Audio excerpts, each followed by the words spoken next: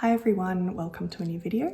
I'm Estelle Designs, both here on YouTube and Instagram, and I like to make fantasy costumes. Today's video will be about Alina's travel dress from season 2 of Shadow and Bone, the Netflix series. Unfortunately, it's been cancelled for any new seasons, so there are only 2 seasons of the show. I really enjoyed it while it was happening. And I made quite a few of her outfits. I've got videos on her black kefta and also her military uniform if you would like to check out videos on those. Otherwise, if you want to know how I made her travel dress, then just keep on watching. As usual, I have my iPad down here, which has all of the progress on this costume. For this particular one, I just posted all of the progress publicly because I wasn't too fussed about this cosplay. It was just a fun project that I wanted to do, and I whipped it up quite quickly, I would say. Maybe a couple weeks, maybe longer. I think the longest time was spent on dyeing the fabric, which I will get to in a moment.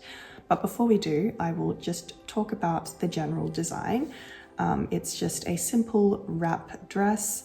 It crosses over in the front, has a few belts tying it together. There's an orange thing that just hangs from the belts, and there's this beautiful floral embroidery design along the border of the neckline, and there also seems to be a white cotton linen fabric underneath just peeking through. You could argue that that is a separate dress entirely that she wears underneath the blue dress, but I just made it all in one so I wouldn't have to fuss around with any extra pieces. So that is generally the design. I didn't bother with the little cape thing that she wears. There's not much else to say about it other than cute wrap dress with quite a few belts and some beautiful flower embroidery. So for the fabric, I bought all of my fabric from a place called The Nest, which is local to where I live, and they sell secondhand fabrics. All of it's secondhand, leftover fabrics from other people's homes or projects or wherever, and they resell those fabrics for a discounted price. So the fabrics I picked up was a cream woven knit looking fabric, and that was the main one for the main part of the dress. I did dye that fabric to that dark blue tealy color. I got some gold satin, heavyweight satin fabric, just for the border of the neckline.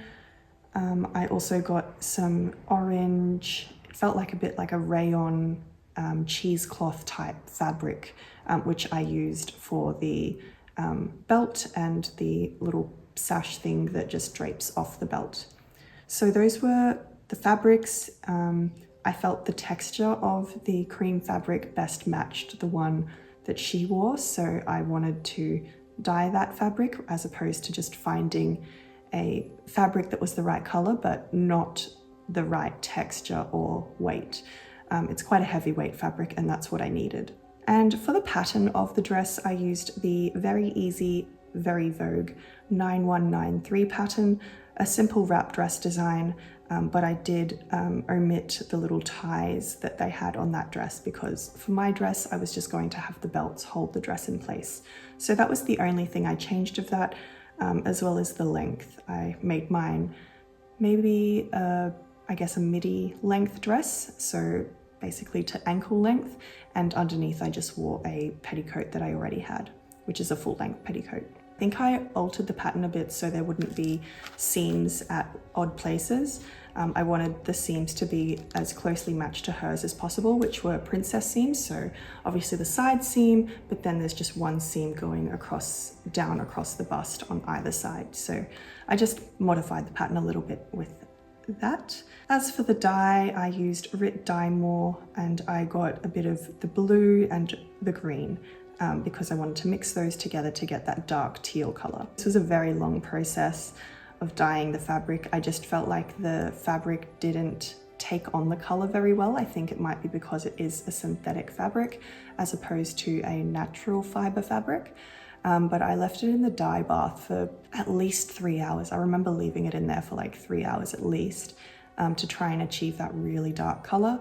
My color turned out a lot more blue than it did teal, which would be the one main thing that bugged me, but overall, like it's fine. For the trim, I found this red floral trim from Spotlight. I just bought maybe a meter or so of it. Maybe a bit more because I actually needed to use it across the whole neckline and then also the cuffs of her sleeves. So just enough to do that. A lot of the trims at Spotlight are quite expensive, so I didn't want to get any more than I needed. So I assembled the dress just following the pattern. It was very easy to follow. I zigzag stitched all of the raw edges on the inside of the dress, and I also used the selvage edges where I could, just so I could save myself from having to sew those zigzag stitches. I sewed pockets with some leftover green linen fabric that I had from a different project, sewed those pockets in, so that is a bonus about this cosplay, is that it does have pockets. Yeah, and then for the trim, like I said, I had that Spotlight trim, which I just directly sewed using my sewing machine to the neckline of the dress. And then to finish off that edge, I applied the gold fabric.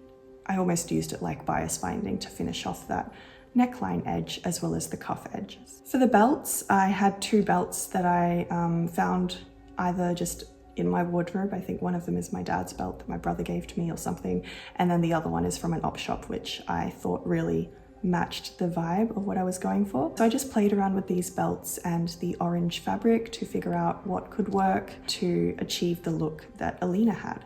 So for the belt, I cut it out like a big fat rectangle with tapered edges towards the ends, and then I had a really long tie that would attach to the ends where it tapered off, and I just wrapped that around myself and then tied it off. And because the ties were quite thin, I could just hide those, shove them into the belts, and that would be hidden.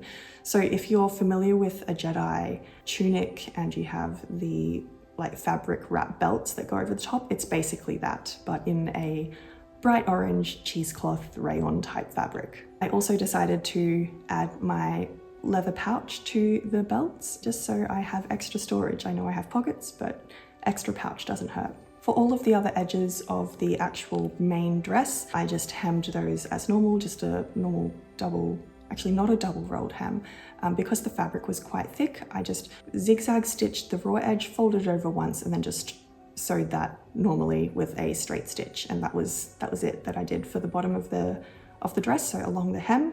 And then for all of the seams, because I wanted to keep the seams nice and flat, for the back one, I did stitch down either side of the seam allowance to keep that flat. So one of the finishing touches is the white cotton trim along the neckline edge.